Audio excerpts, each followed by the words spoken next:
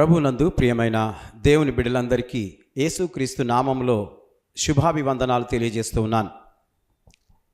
ప్రియమైనటువంటి దేవుని బిడ్డలారా, మీరు జాగ్రత్తగా ఈ ఆత్మీయ ఆహారపు వాక్యాన్ని మీరు ధ్యానించాలని, వినాలని, భుజించాలని ఈ మాటలు మీతో పంచుకుంటూ ఉన్నాను.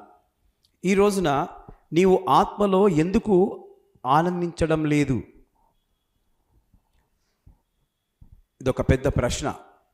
అవునండి, దేవుని నమ్మిన తర్వాత చాలామందికి ఆత్మలో ఆనందము కలగడం లేదు. ఈ రోజున దేవుడు మాట్లాడబోయే మాట ఏంటంటే, దేవుని బిడ్డలము మనము ఆత్మలో ఎందుకు బలపడడం లేదంటే, యెహోవా యందు ఆనందించడము నేర్చుకోలేదు.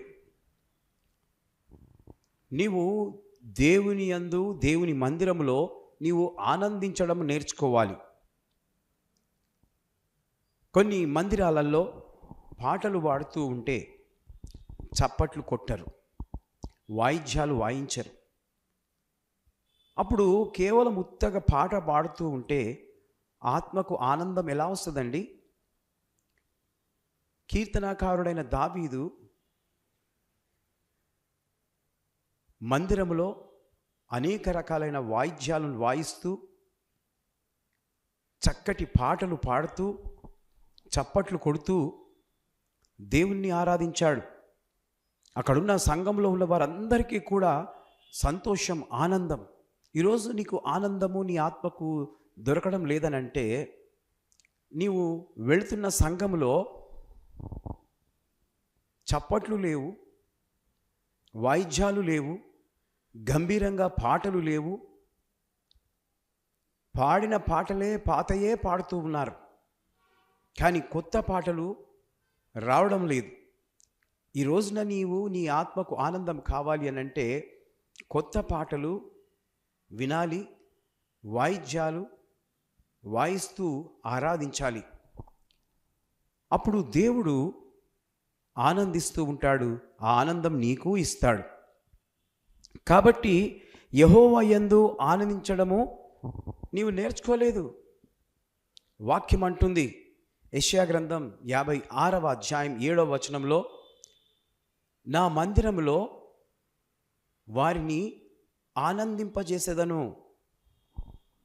ఇక్కడ దేవుని యొక్క మందిరంలో ఈరోజు నీకు ఆనందం దొరకలేదనంటే, నీవు వెళ్తున్న మందిరంలో మరి దేవుని యొక్క ఆత్మ లేదు, ఆ పరిశుద్ధాత్మ సంచారము లేదు. కాబట్టి నీకు ఆనందం దొరకడం లేదు.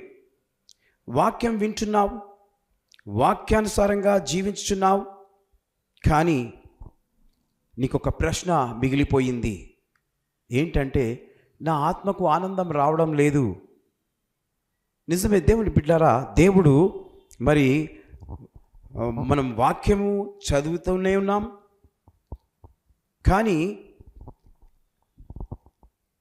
ఆ వాక్యానుసారంగా మనము జీవించడం లేదు. ఆ వాక్యము సేవకుడు చెప్తూ ఉంటే మనలో గ్రహింపు లేనే లేదు. కాబట్టి నీకు ఎలా ఆనందం లభిస్తుంది? దేవుడు నా మందిరంలో వారిని ఆనందింపజేస్తాను అని అన్నాడు. కాబట్టి దేవుని యొక్క మందిరంలో ఎవరు వచ్చినా వారికి సంతోషము దొరకాలి. కాబట్టి దేవునికి స్తోత్రం. మరి వాక్యానుసారంగా మనము చక్కటి ఆత్మచేత నింపబడిన మందిరానికి వెళ్తే నీకు ఆనందము లభిస్తుంది. కాబట్టి మీరు అలాంటి మందిరాలకు వెళ్ళాలని ఈ మాటలు చెప్తూ ముగిస్తున్నాను. దేవుడి మాటలు దీవించి ఆశీర్వదించును గాక. May God bless you.